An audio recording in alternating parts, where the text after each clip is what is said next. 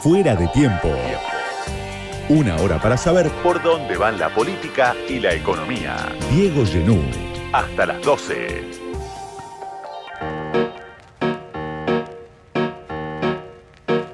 Tengo en la mano un libro chiquito, editado por el Fondo de Cultura Económica, El fin de la escritura, efectos políticos y culturales de la sociedad post-logos. Un libro chiquito que sirve para entender o tratar de entender este momento y quizá mucho más, incluso, de dónde vienen estos procesos que hoy estamos viviendo, que están marcando la política, la cultura, la sociedad digital. Lo escribió Fernando Peirone, que es docente, investigador en la Universidad de San Martín, en la Universidad de José C. Paz, en la UNPAS, y es fundador del Observatorio Interuniversitario de Sociedad, Tecnología y Educación. Gracias, Fernando, por venir a Fuera de Tiempo. No, gracias a vos por invitarme. Bueno, empiezo por la historización que haces en el libro. Como decía, para mí ayuda mucho a entender el presente.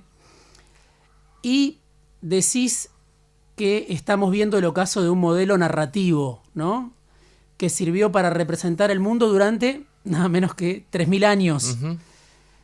A partir del surgimiento de la escritura, del logocentrismo, de la preeminencia de la palabra. Bueno, eso estuvo vigente hasta este momento, ¿no?, donde surge otro modelo narrativo, que vos lo explicás muy bien.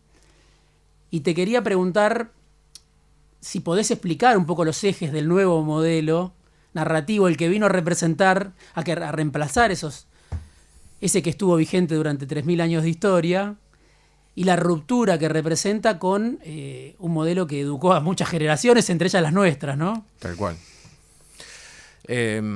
Sí, en realidad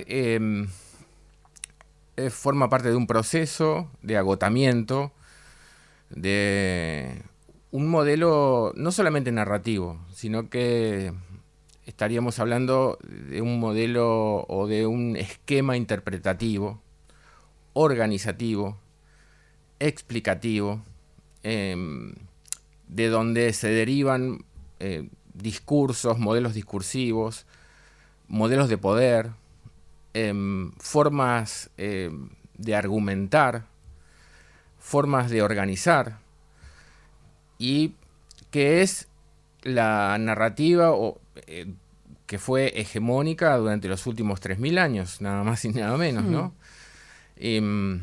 Pero así como en su momento la narrativa mítica, que fue la anterior a esta narrativa escritural, digamos, así como esa narrativa empezó a tener deficiencias o a defeccionar para dar cuenta del mundo que de alguna manera empezaba a necesitar una organización, sobre todo por un aumento importante de la demografía, un aumento importante de los recursos tecnológicos y la necesidad de empezar a darle una organización y a expresar una organización que todavía no tenía denominación, que no tenía modelos, pero que había que empezar a buscar, y es un poco lo que da el surgimiento al pensamiento racional en el siglo VI, VIII antes de Cristo,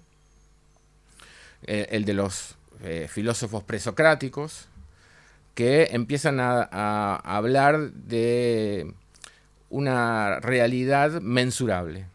Hasta ese momento la realidad era narrada, contada a través de alegorías, con un fuerte contenido o con un fuerte impacto emocional, que servían y sirvieron durante mucho tiempo para, digamos, establecer pautas de convivencia, para marcar peligros, para hablar de la muerte, para asimilar la idea de la muerte, para asimilar la idea de la sucesión que vivía un estado muy todavía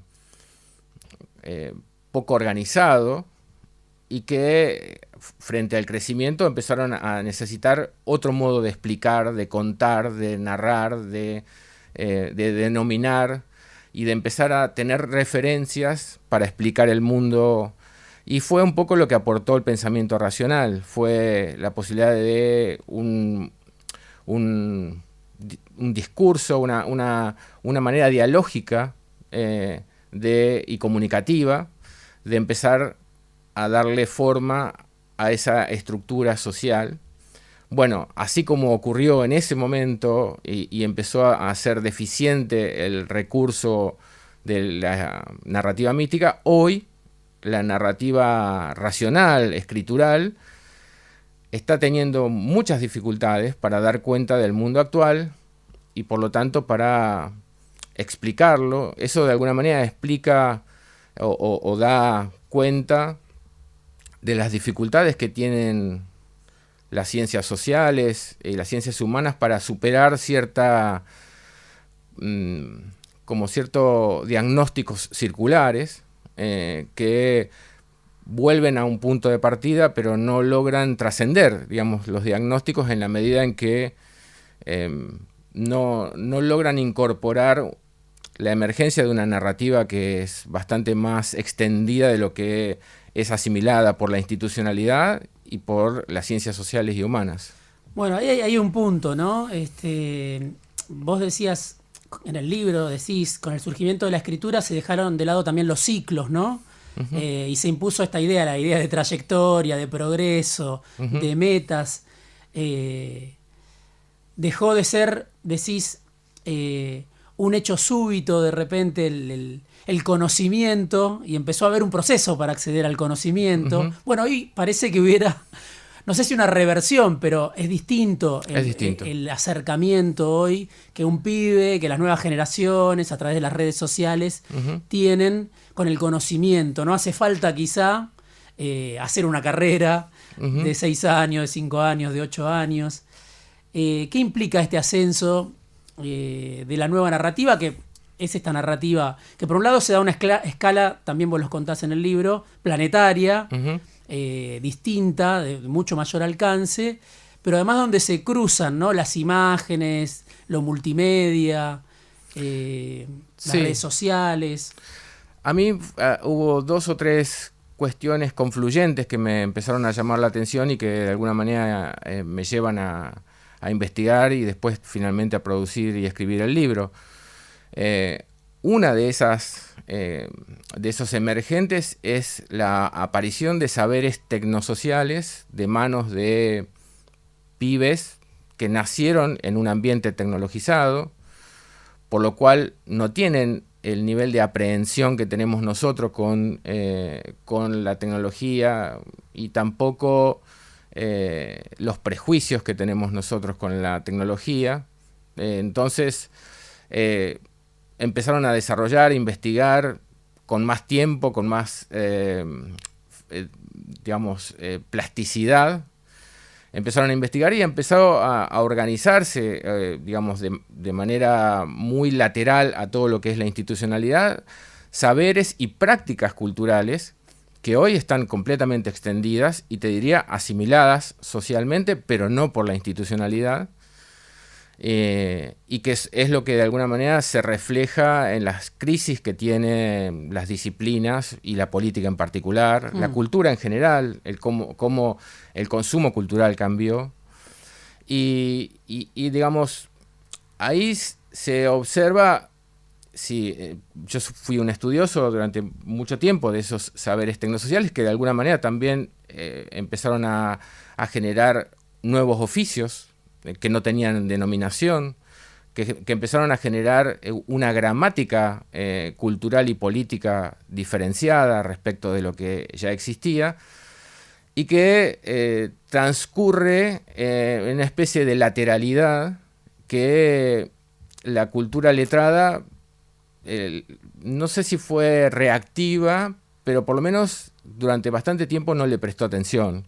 Estamos hablando de la academia, de las universidades, de la política. Exactamente, de todo lo que sería la institucionalidad en general, digamos.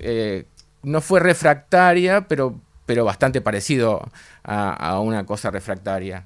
En el sentido de una cultura que empezaba a tener manifestaciones muy concretas en términos políticos, que empezó a tener manifestaciones mucho más claras a partir de las redes sociales y todo lo que sobrevino a partir de 2011 con los nuevos movimientos sociales, pero también con expresiones culturales y mediáticas muy diferenciadas respecto de lo que es el movimiento clásico de los medios, ¿no?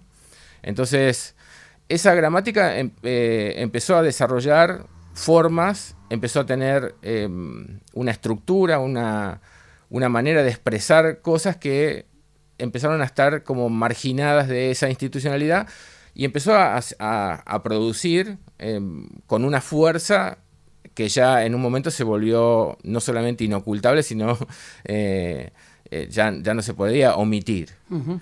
Entonces, hoy está en plena crisis porque vivimos en un momento muy anfibio en ese sentido, donde hay una cultura que todavía sigue vigente con muchísima fuerza, que es la cultura más clásica, de esta que hablábamos al principio, de 3.000 años de historia, con una construcción de sentido muy sólida, con instituciones muy sólidas y con modelos muy sólidos de convivencia, de organización, de poder, frente a otra que empieza a ganar adeptos, empieza a tener sus propias formas y a, de algún modo, erosionar esa... Vos decís, ese es el orden social de los adultos, es un orden social perimido, de los viejos, podríamos decir.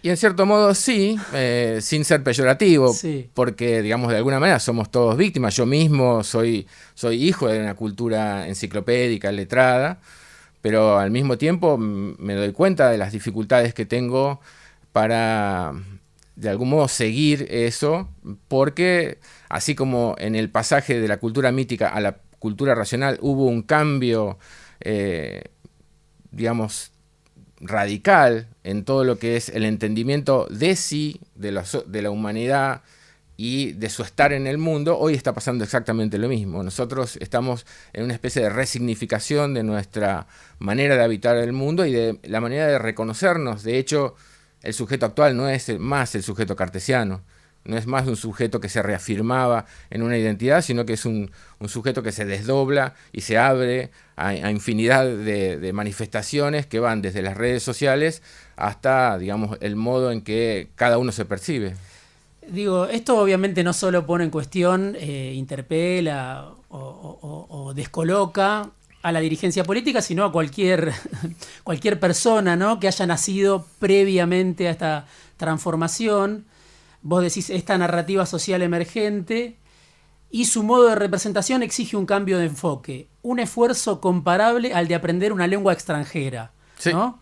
Negarse a hacer ese esfuerzo para cualquier persona que pueda estar escuchando, ni siquiera estamos hablando de la clase dirigente, que obviamente tiene otra responsabilidad, pero negarse a hacer ese esfuerzo de entender este cambio convierte en extranjero a... Sí, incluso puede ser bastante cruel, porque cualquier persona que, aún con las mejores intenciones, intente, digamos, comprender la nueva lógica narrativa y, digamos, el surgimiento de una nueva cosmovisión, podríamos llamar, si en la medida en que no logre atraparlo, queda afuera, y quedar afuera significa quedar afuera de muchas cosas, de no entender procedimientos, de no poder leer con la misma facilidad que leíamos un texto, leer una interfase y reconocer todo lo que está en una interfase, que un joven lo hace con un golpe de vista, y que, digamos, al no entender o no aprehender eso, empezamos a tener dificultades para funcionar socialmente, en un contexto exigente, porque, digamos, si no tenés esos recursos, podés tener dificultades para manejar tus finanzas que te pagan en el home banking, como también tener usuarios o entender el registro de una comunicación que se desplazó de, por ejemplo, las redes sociales como Facebook, que eran mucho más escriturales, mucho más de largo aliento, de fotos. Hoy todo es mucho más rápido y nervioso, como ocurre en Instagram, y en la medida en que no te asomes ahí, es muy probable que te estés perdiendo una buena parte del modo en que se comunica la sociedad actual. Vos decís que el mercado se muestra más, decís en el libro, ¿no? Que el mercado se muestra más rápido de reflejos para Sí. adaptarse que lo que llamás la constelación institucional, ¿no? Las instituciones del viejo orden. Ujú. ¿Cómo se hace para responder, ¿no? A esa distancia o esa velocidad que el mercado tiene para ganar posiciones, para apoderarse de estos nuevos mecanismos, de estos nuevos saberes, de este nuevo momento, ¿no? ¿Cómo se hace desde, no sé si de las viejas instituciones o desde la política, para compensar, discutir, disputar esos sentidos Bueno, con un mercado que va tan rápido, ¿no? sí, pero ¿en qué consiste ese reflejo? Digamos, si tuviéramos que describirlo, es en la asimilación de una generación que empezó a tener, eh, digamos, las claves de producción, de interpretación y de organización actuales. Entonces, tal vez no sea tan difícil, sino tener la apertura necesaria para, por ejemplo, abrir una escucha a una generación que tiene mucho para decir, pero que está todo el tiempo tratada de manera peyorativa, digamos, como que no tienen pensamiento crítico, o que, por ejemplo, tienen graves falencias de lectoescritura para comprender consignas, para estar a la altura de las necesidades que plantea una universidad. Como contraparte, yo diría que también habría que revisar el analfabetismo digital que tiene la generación madura, la generación que está dirigiendo las instituciones, y en lugar de darle espacio y abrir una escucha para esa generación que tiene mucho para decir y que tiene mucho para aportar y que puede dar claves interpretativas de una nueva gramática política, de una nueva gramática cultural, está siendo todavía muy resistida. Sí, vos, bueno, tenés una interlocución con muchos de esos pibes, nuevas generaciones, Así es. que producen esos saberes tecnosociales, pero al mismo tiempo decís, bueno, por ejemplo, en las grandes empresas que se encargan del negocio de la inteligencia artificial o que están produciendo las nuevas innovaciones, no hay cientistas sociales, ¿no? Son como mundos separados. Hay una dificultad de esos cientistas sociales, de la academia, la universidad, o hay una forma de segregar desde las grandes empresas ese tipo de conocimiento o de aporte. Mira, justo se acaba de publicar una conferencia que yo di sobre ese tema, sobre las dificultades que tienen dialógicas entre las ciencias sociales y las ciencias exactas. Y la verdad que lo que se observa no es tanto una resistencia a las ciencias sociales en general, sino a un tipo de ciencia social. Porque, por ejemplo, la ciencia social que se especializó o se concentró en el control técnico de lo social, esa ciencia social está admitida. Se dialoga con esa ciencia social porque de alguna manera es funcional a una lógica del mercado que pretende todo el tiempo mejorar, evitar sesgos para no romper ciertas reglas de convivencia, etcétera. Pero sí se está dejando afuera que algo muy importante que tenía como clave las ciencias sociales, dicho por grandes cientistas sociales como Habermas, que es en 1968, cuando decía las ciencias sociales tienen que servir para generar una escucha de los deseos, de los problemas, de las necesidades que son generalizables a nivel social, pero que al mismo tiempo muchas veces están reprimidas por un pensamiento hegemónico. Bueno, yo creo que ahí es donde está fallando, digamos, el mainstream de las ciencias sociales, lo cual no quiere decir que no haya muchos cientistas sociales de muy buen trabajo, muchos de los cuales pasaron por este programa, que tienen una escucha atenta y que han prestado atención a eso, tanto en el campo de la política como en el campo de la educación, por ejemplo, o el de los medios de comunicación. A mí, por ejemplo, Juan Rocco me parece, él es filósofo, egresado de Puan, pero tiene 35 años y es un intelectual, de los mejores intelectuales que tiene la Argentina en este momento, y él lo que hace es darle expresión a eso y darle la posibilidad de que tenga a su vez una manifestación estética, una agenda, problemáticas. Bueno, a esa expresión, a esa emergencia es a la que deberíamos prestarle mayor atención. ¿Qué pasa con la política? En Argentina gobierna Milei, en Estados Unidos acaba de ganar Trump, tiene a Elon Musk como parte de su gabinete. ¿Qué ves? ¿Cuál es la dificultad que vos advertís principal que tiene la política para responder, ¿no? A, no sé, experiencias, proyectos, personajes como Milei, por ejemplo, en Argentina? Sí, bueno, lo que pasa es que forma parte de la misma problemática, en la medida en que él sí le prestó atención a ciertas comunidades, en muchos casos agrupadas algorítmicamente, que mantenían como cierta disconformidad por la falta de atención, pero también por la falta de soluciones a problemas que se han vuelto muy estructurales, y que en ese malestar hay un campo de cosecha muy importante. Esa manifestación es la que él rápidamente pudo de algún modo amalgamar bajo su figura con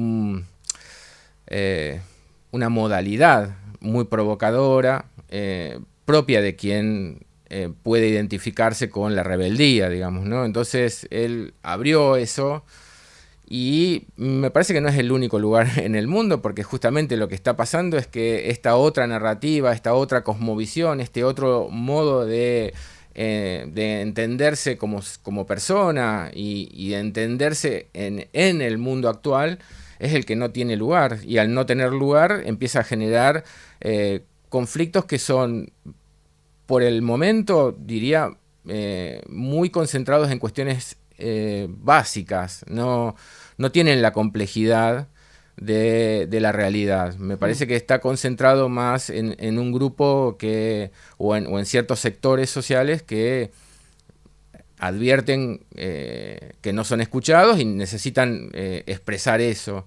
Pero más próximo a lo real sería digamos, percibir la realidad actual como una situación muy babélica, digamos, donde hay una narrativa o un lenguaje que está agotado para argumentar, para presentar modelos discursivos convincentes, para reflejar o representar, y y que al mismo tiempo convive con un montón de lenguajes emergentes que todavía no tienen una forma acabada, ni logran una interlocución completa, como para empezar a denominar a la nueva época con sus propios nombres. Solamente hay como una especie de volcán. O sea, por ejemplo, la enciclopedia Diderot, que fue la primera enciclopedia del mundo, tenía 78.000 vocablos, y con esos 78.000 vocablos alcanzaba para expresar el mundo del siglo XVIII. En la actualidad surgen 78.000 vocablos nuevos por año en Wikipedia. O sea, surge prácticamente un mundo nuevo por descubrir anualmente, con lo cual, si nosotros no empezamos a abrir, a empezar a comprender esa otra expresión del mundo, bueno, vamos a tener expresiones cada vez más fuertes también de resistencia a esa no consideración. Sí, estamos hablando de un mundo en el que, como hablábamos con algún entrevistado hace algunas semanas, caen las jerarquías, ¿no? Bueno, la autoridad del saber, en las escuelas, en el trabajo, en la política, ¿no? Todo eso como se derrumba una estructura piramidal, pero al mismo tiempo, sin embargo, vos mencionás en el libro casos como el de, llamémosle, la censura de Twitter y YouTube, orquestada con Visa y Mastercard contra las cuentas asociadas a Wikileaks. O sea que no hay tampoco un orden puro, no jerárquico, sino que hay un poder que en determinado momento, se ejerce, ¿no? Bueno, Elon Musk es como la alegoría más clara, ¿no? Como dueño de X, pero también en este caso que vos mencionás. Sí, es un poder, digamos, sería como un estadio superior del capitalismo financiero, y que me parece que tal vez como nunca antes está tan concentrado y con tanto poder, con tanto, digamos, acceso a no solamente a un poder económico, sino acceso a armas y a inteligencia artificial, cuya capacidad de expresión todavía no está del todo desarrollada, está como en sus inicios, y ese poder es un poder real, pero al mismo tiempo quienes se preocupen por eso y vean el mundo futuro con una nube oscura, yo diría que sería interesante empezar a prestarle atención a muchas acciones concretas que hacen los jóvenes sin desconocer esa mecánica, para lo cual habría que empezar a tener como un poco más de plasticidad. ¿Qué tipo de acciones?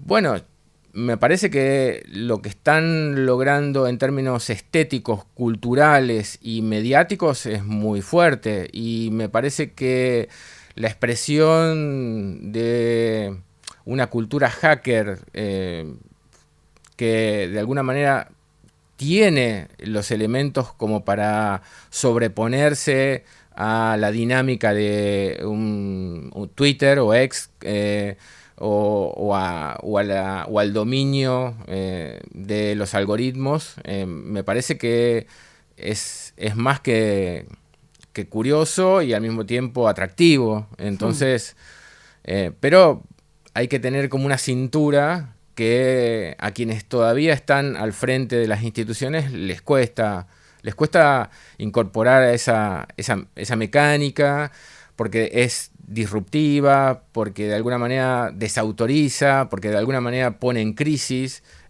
un modelo de poder, privilegios, y eso es difícil. Sí, vos en el libro también mencionás esta idea, creo que hoy lo decía más temprano, las nuevas generaciones, un pibe se da cuenta que el conocimiento está al alcance de la mano, ¿no?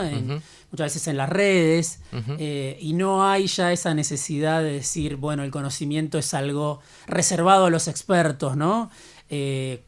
A eso un poco te referís con la idea de, te cuestiona tu saber, alguien que dice, ¿para qué voy a hacer ese proceso si en realidad lo que yo necesito está hoy circulando?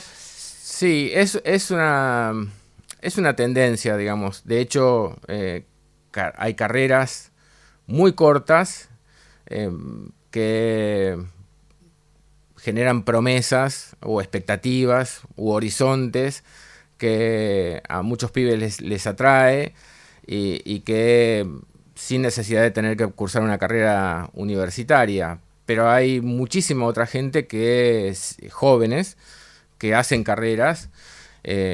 Yo, por ejemplo, formo parte de un equipo de investigación en el que estamos ahora investigando el nivel de influencia que tienen las tecnologías en los procesos de socialización y de subjetivación, que antes estaban atravesados por etapas que iban primero en la familia, después en la escuela, después en la universidad o en el trabajo y la esfera pública. Bueno, ahora desde muy temprana edad aparece un actor difuso, un agente que empieza a tener influencias, empieza a generar valores, empieza a generar jerarquías o mecánicas operativas como el el matchmaking, que es el propio de Tinder, pero que después se va a aplicar en otras cosas, como pueden ser una aplicación de citas, pero también en apuestas. Entonces, hay como una influencia, y ahí a mí me faltan muchos elementos para comprender ese mundo, porque, por ejemplo, tuvimos que estudiar el modo en que funcionan operativamente las aplicaciones de juegos, y eso no lo podríamos haber hecho sin el aporte que nos hicieron estudiantes con los que estamos haciendo esa investigación, que tienen 20, 21, 22 años. Entonces, ellos no logran, sin el respaldo teórico y la forma, digamos, argumentativa que podríamos ofrecer los más adultos, y nosotros sin ellos tampoco. Entonces, me parece un ejercicio porque es exigente. Como cuando vos decías que es como aprender un nuevo idioma, de algún modo sí lo es, y eso para gente que tiene más de 40, 50 años puede ser una tarea colosal, pero vale la pena porque si no lo hacemos tenemos muchos riesgos. ¿Qué opinás, por último, del debate sobre la ludopatía? Digo, porque hay algo ahí, ¿no? Con los pibes, las nuevas aplicaciones. Bueno, empezás en un mundo en el que muy rápido te podés deslizar de los jueguitos a la cripto, a la ludopatía. ¿Cómo ves ese debate? Porque hay un intento ahí, que viene la semana pasada, de regular, ¿no? Desde el Congreso. ¿Te parece que es necesario? ¿Te parece que tiene que ver con esto que estamos charlando? Por supuesto que sí, pero al mismo tiempo me parece que sería interesante pensar que ese mundo, esas aplicaciones que usan los jóvenes, yo no lo separaría, sobre todo en Argentina, de la situación crítica económica, porque, por ejemplo, las premiaciones con criptomonedas que después se pueden cambiar por moneda cantante y sonante, digamos, en pesos, de los escaneos de iris, en Argentina son líder mundial, y es básicamente en los sectores populares donde más predicamento tiene eso, porque, digamos, está atravesado por una necesidad. Lo mismo pasa en buena medida, no exclusivamente, porque también en los sectores, nosotros en esta investigación que te decía, hemos visto que en los sectores populares hay mucho de esto de el juego con aplicaciones y apuestas, pero también en sectores muy pudientes, digamos, en escuelas privadas muy pudientes. Entonces, no es exclusivamente eso, pero sí tiene un fuerte componente, y me parece que, igual que con el celular, prohibir el celular me parece no tiene sentido en la medida en que si uno no, como escuela, por ejemplo, o como aparato educativo, no logra, digamos, poner en discusión el funcionamiento, la utilidad, el servicio o lo que puede generar un celular, lo que si no lo hacemos dentro de la escuela lo va a terminar haciendo el mercado, y eso es entregarle mucho al mercado. Gracias, Fernando, por venir esta noche a Fuera de Tiempo. Gracias a vos. Fernando Peirone, El fin de la escritura, efectos políticos y culturales de la sociedad post-logos, lo editó Fondo de Cultura Económica. Un libro chiquito, pero es un librazo, se los recomiendo. Fuera de Tiempo. Una hora para entender la política en este mundo inestable. Diego Genú. Hasta las 12. Buenísimo, che. Muchas gracias. Gracias a vos.